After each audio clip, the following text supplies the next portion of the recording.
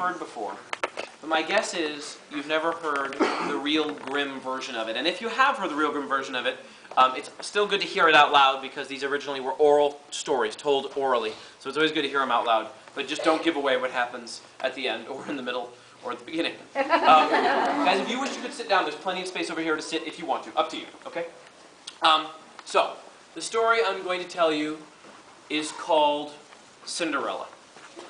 Now, it starts the way you think it's going to start. It starts the way you think it's going to start. There's a girl, she lives with her stepmother and her stepsisters. They're really, really mean to her. They make her clean the floors and the windows. They never let her go outside or do anything fun. And they call her Cinderella. Now, they call her Cinderella because she's covered with cinders. In German, her name is Aschputtel, because she's covered with ashes. What do you guess her job would be around the house? What is she cleaning around the house that would get her covered with ashes and cinders? The fireplace, is that what you said? Is that what you guess? Yeah, you're getting close. Yes? The fireplace is yeah? Yeah, okay, you guys know this already, don't you? So, most people say the fireplace, the chimney. But 200 years ago in Germany, if you were covered with ashes and cinders, your job was not only to clean the fireplaces and the chimneys, but it was also to clean the chamber pots. Now, if you don't know what a chamber pot is, I will tell you. A chamber pot is a toilet that does not flush. Okay, so it's a little pot, and you leave it in the corner of your room, and you do your business in the pot, and then you get up and you leave your business in the pot, and then somebody has to come and clean your business out of the pot with ashes and cinders and water. So in other words, when they were calling her Cinderella, what they were actually calling her was toilet cleaner. Her name was toilet cleaner. And I'm not making that up. Everyone 200 years ago in Germany would have known that her name meant toilet cleaner. So the next time you see a little girl who's really excited for Halloween, and she's like, I'm going to be Cinderella, I'm going to be Cinderella. You know what she's actually saying is, I'm going to be toilet cleaner. But don't tell her that, because she'll cry. Anyway, Cinderella lived with her mother, stepmother, and stepsisters, and it was a terrible life. But one day, an invitation comes from the prince. He's going to have a ball. He's going to dance with all the girls in the kingdom. She's going to marry. You guys know this part of the story, right? Yeah. Stepsisters are very excited. They have beautiful clothes, beautiful shoes. They can't wait to go to the ball. Cinderella, no beautiful clothes, no beautiful shoes, not going to be allowed to go. But she gets beautiful clothes and shoes, doesn't she? Who gives her the dress and the shoes? She's called a fairy godmother. So, and the fairy godmother's kind of plump, and she wears purple. She has little wings, and she goes bibbidi bobbidi boo, right? Okay. In the real Grimm version of Cinderella, there is no fairy godmother. In the real Grimm version of Cinderella, every day of Cinderella's life, she goes to the grave of her real mother. Because her real mother has passed away, right? That's why she has a stepmother. She goes to the grave of her real mother, and she weeps. She weeps for how terrible her life is. And over time, her tears moisten the soil of the grave.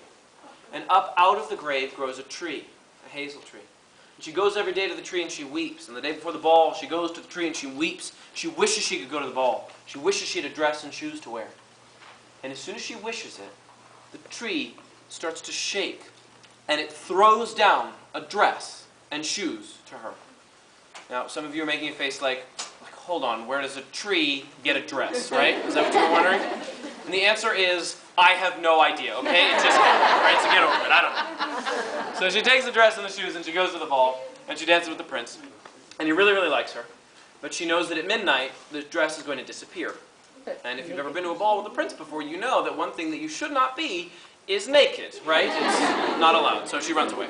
So the next night she goes back to the ball and she dances with the prince and he really, really likes her. But again, midnight is approaching and ball plus prince plus naked equals not okay, so she goes.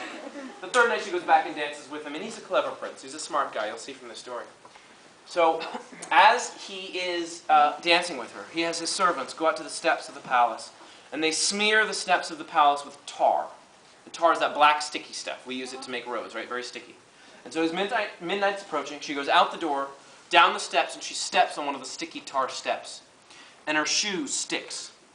Now, she keeps going, luckily, right? The whole ball prince naked thing.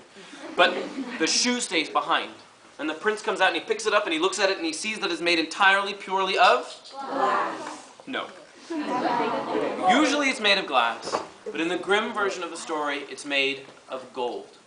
Pure gold, which is pretty nice, right? That's a fancy shoe. That makes LeBron's look cheap, right? So he picks up the shoe and he looks at it and he says, whoever's foot fits in this golden shoe will be my bride. And he goes out to look for the girl. And he goes to lots of different houses, and eventually he comes to Cinderella's house. And now we are at the part of the story that gets somewhat different. Grimm, let's say. So he goes to the house and he says, whoever's foot fits in this golden shoe will be my bride. Well, the stepsisters are thrilled.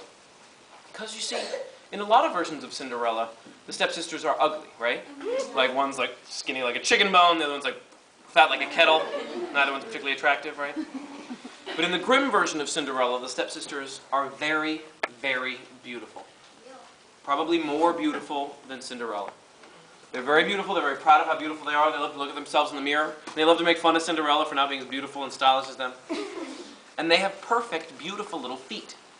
So when the prince says, whoever's foot fits in this golden shoe will be my bride, they're thrilled. And the oldest stepsister flips her long golden hair and says, oh, let me try the shoe. And she goes and she takes the golden shoe, she goes into the back room, and the stepmother follows her back. And she slides her perfect, beautiful little foot into the golden shoe, and it fits. Almost. It almost fits, actually. You see, her big toe is a little bit too big. She can't get it in. She tries and tries, it just will not fit. So the stepmother takes out a knife and says, cut off your toe. When you're queen, you won't have to walk anymore. Which is true, right? If she's queen, I guess people will carry her wherever she wants to go, right? Makes sense. So she takes the knife, cuts off her big toe, shoves her foot into the shoe, grits her teeth against the pane, and goes out to see the prince. Now, I like to picture this part of the story because she wants to impress this prince, right? And to impress him, she probably ought to smile. But it is not easy to smile when you have just cut off your toe and shoved your foot into a golden shoe, right? Because that probably hurts, like a lot. So if you would, right now, try to grit your teeth in unbearable pain and smile at the same time. Go. Let's see it. Yes, that's an excellent one right there. Yes. Yes, very good. Lovely. Guys are two. Yes, that was good. I saw that. All right, this is my impression of her. I think she looks like this. My impression is just like She goes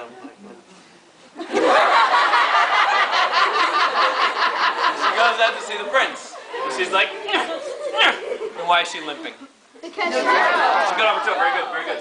So she goes out to see the prince, and she's like, and she goes, it fits. It fits!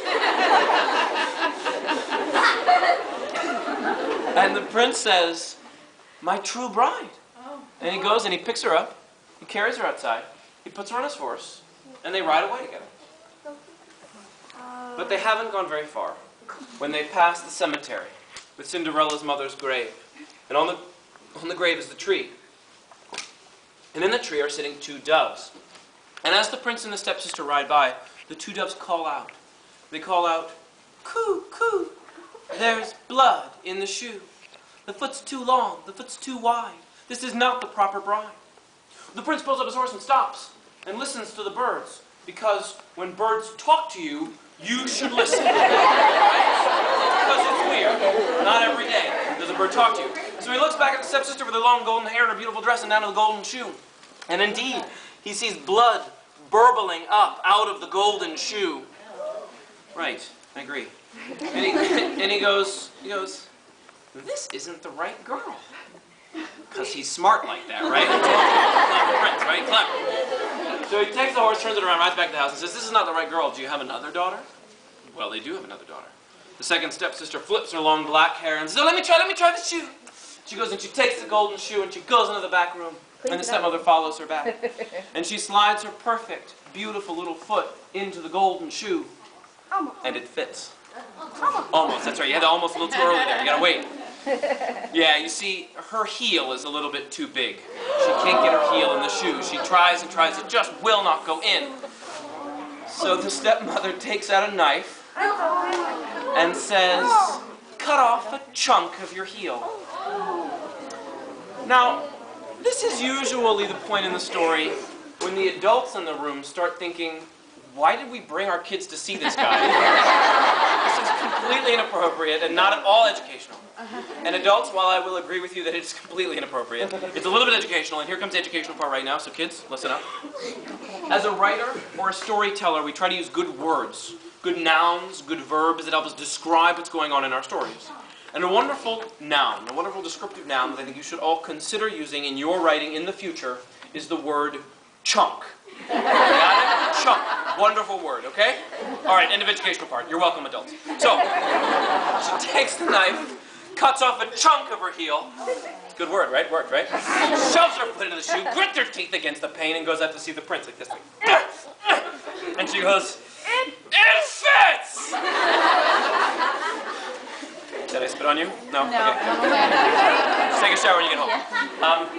So the prince says, "My true bride." And he goes and he picks her up, he carries her outside, he puts her on his horse, and they ride away. He didn't recognize the face. But they haven't gone very far. When they pass the cemetery with the grave and the tree and the two doves, and the two doves call out again, they call out, "Coo, coo, there's blood in the shoe. The foot's too long, the foot's too wide. This is not the proper bride." Well, the prince pulls up his horse and stops and listens to the birds, because again, birds talk. You should listen, right? And he looks back at the stepsister with her long black hair and her beautiful dress and down to the golden shoe. And indeed, he sees blood spurting up out of the shoe, staining her dress all red. And he goes, "This isn't the right girl either." Because he's a genius, right? He's brilliant. But he takes over, turns around, runs back to the house and says, "This is not the right girl. Do you have another daughter?" Well, they don't want to admit it. Cinderella's dirty. She's covered with ashes and cinders and whatever business you leave in a chamber pot. But he insists. She comes downstairs, tries on the golden shoe, and it fits perfectly. And the prince says, "My true bride." And he goes and he picks her up, carries her outside, puts her on his horse. They ride away together, and they all live happily ever after. Almost, you're right. Yeah. We went, "Oh," last time they all clapped, they thought it was over. Oh, you guys are tough. So, yeah, they haven't gone very far. They pass the cemetery with the grave and the tree and the two doves call out again, but this time they call out, "Coo, coo, no blood in the shoe. The foot is neither long nor wide. This one is the proper bride." And they fly out of the tree, and they come and they land on Cinderella's shoulders, one on her right shoulder, one on her left, and there they sit. They just sit there. Well, the next day, the whole kingdom comes to celebrate the wedding of Cinderella and the prince. And everybody's in the chapel, and Cinderella's outside, about to go in, when who should approach her but the two stepsisters? Yeah, and they're limping a little bit, right? But they're like, they say to her, "Dear Cinderella, we love you so much. We're so happy for you. We're so glad that you're marrying the prince." Now, these girls have been mean to Cinderella for her whole life, right? All they've ever cared about is how beautiful they are and making fun of her. So why are they suddenly being so nice to her now? What do you think? Money, right? She's going to be rich, she's going to be famous. They want some of that, right? Yeah. Okay, well, Cinderella is nice, and she says, "Dear sisters, come, walk with me in my wedding." So the older one stands on her right, the younger one stands on her left. And the two doves are still sitting on her shoulders. And as she walks into the chapel, the dove on her right shoulder leans over to the older stepsister and pecks out her left eye.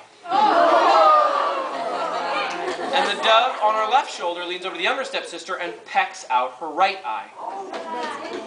Yeah. You said that's cool? That's weird. Cinderella and the prince get married, and after the wedding, Cinderella turns around and leave. Now you got to try to use your spatial reasoning on this. When she turns around, the younger stepsister is now going to be on her right, and the older one is now going to be on her left, right? So the two doves lean over and peck out their two remaining eyes. Someone over there is laughing, and that's you have a problem. And the last line of the real Grimm version of Cinderella is, "And so the stepsisters were punished with blindness till the end of their days for being so wicked and false." The end. And that is the end of the real Grimm. Thank you very much.